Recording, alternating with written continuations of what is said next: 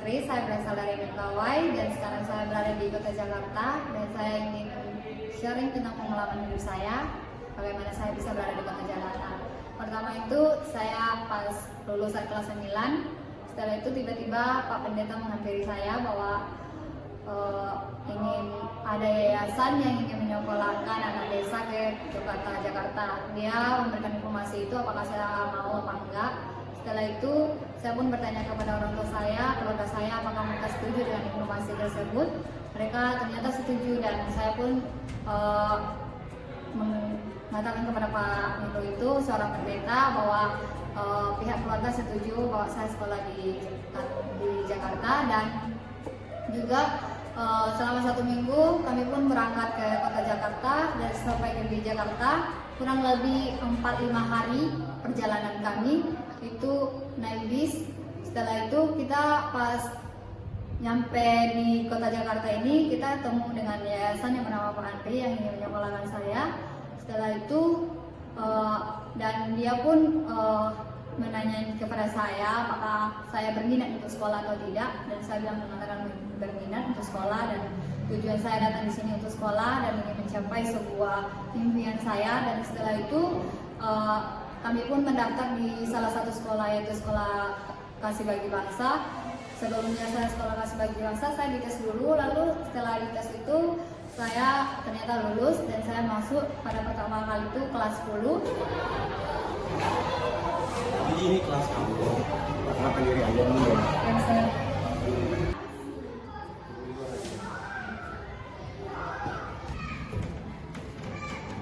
Stand up, please. Greeting. Good morning, Mr. Cocktail. God bless you. Good morning. Oke anak-anak, jadi sebelum kita ke pelajaran hari ini bisa menyampaikan kalau kalian ada teman baru. Asik. Jadi silakan masuk. Perkenalan dirinya. Halo semua. Hai. Nama saya Adi Putri, saya berasal dari Mentawai. Umur saya 16 tahun dan saya sekarang bergabung di kelas 10. Salam kenal, Umi. Selamat datang. Selamat Nali, datang. namanya siapa Nali? Ini. Acie. Oke, silakan duduk boleh duduk di sana. Oke, jadi hari ini kita akan belajar tentang limit ya anak-anak. Jadi limit itu seperti kita akan belajar tentang limit. Jadi seperti namanya, limit itu kan artinya pendekatan ya. Jadi limit itu bukan nilai sesungguhnya, melainkan pendekatan. Oke, pendekatan itu seperti apa? Ketika dikatakan limit X mendekati 0 dan fungsi misalnya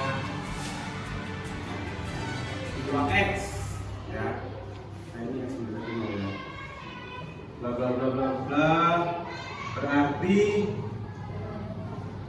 kita coba substitusikan nilai 0, nilai yang mendekati 0 dari kanan maupun dari kiri ya. Misalnya nilai yang mendekati 0 dari kiri itu ada bilangan -2, -1, 0 ya. Kalau yang mendekati 0 dari kanan itu ada Dan setelah itu tiba-tiba dalam semester 1 itu pun berlalu dan tiba-tiba semester 2-nya kita belajar online. Belajar online itu karena Indonesia itu adanya penyakit COVID-19, di mana saya bingung pada waktu itu karena saya belum mempunyai handphone dan saya juga nggak tahu bagaimana mengikuti pelajaran.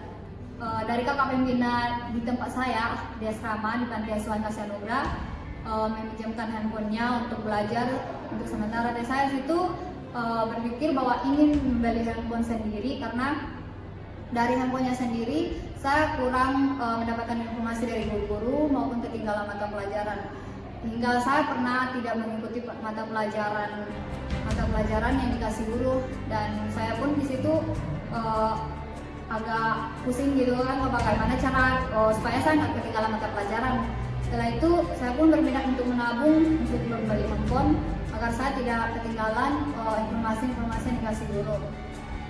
Dan tiba-tiba ada salah satu kakak pembina juga ingin menawarkan handphonenya, ingin dia jual kepada saya, lalu saya pun membelinya, dan dari situ saya bisa mengikuti mata pelajaran hingga saya di kelas 12. Puji Tuhan, uangnya udah cukup. Dwi, saya kan menjual handphone ini. Bukan kamu ingin membeli handphone? Iya Pak, saya ingin membeli handphone. Kamu dapat membeli handphone ini dengan uang yang di tanganmu saja. Oh, makasih banget Kak. Ini cukup kok. Makasih Kak. Iya. Terima kasih. Dan kelas 12 itu kita menghadapi ujian, segala ujian, UAS. Setelah itu di situ saya agak deg-degan gitu pada hari itu, karena kan antara lulus apa enggak di hari kelulusan gitu. Dwi Kak, halo Liz. Gimana nih? Aduh, saya deg-degan nih. Lulus ya? Lulus lah, masa enggak? Masih sepintar di kelas. Enggak lah. Coba kita cek aja. Ayo ya. Wah, gue lulus. Salah ya? Lulus. Iya. Ya, gitu. Tiba-tiba pada tanggal 5 Mei surat kelulusan pun keluar, ternyata saya lulus. Dan situ saya agak bingung gitu, bagaimana senang, antara sedih gitu. Selama perjuangan ternyata saya bisa mengikutinya gitu. Dan setelah itu bahwa di salah satu guru menawarkan saya mengikuti ujian-ujian untuk mengikuti les masuk kuliah gitu, PBK gitu. Saya pun mengikutinya, dan semoga aja kita semua lulus. Dan di sini saya berprestasi. Jadi dalam perjalanan hidup saya mendapat pengalaman hidup yang sangat luar biasa, karena saya bersyukur karena Tuhan memberikan seseorang untuk saya bisa sekolah hingga saya bisa tamat selama 3 tahun, dan saya bisa lulus dalam menjalani sekolah-sekolah tingkat atas ini. Terus bahwa di sini kita belajar bahwa berani melangkah itu adalah sebuah kesuksesan, dan jangan pernah takut walaupun ya saya sebagai anak rantau dari anak desa ke kota itu mungkin keluarga saya jauh, tetapi saya memiliki niat gitu. Dan jika kita punya niat berusaha, itu pasti ada hasilnya. Setiap ada usaha pasti situ ada hasil, tidak akan pernah usaha kita itu tidak akan sia-sia.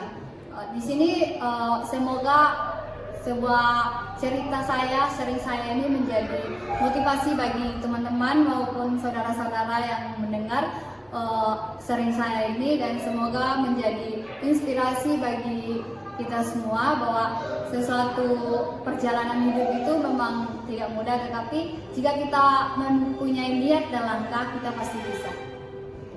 See you and God bless you. Born on the wrong side of the ocean, with all the tides against you. You never thought you'd be much good for anyone, but that's so far from the truth.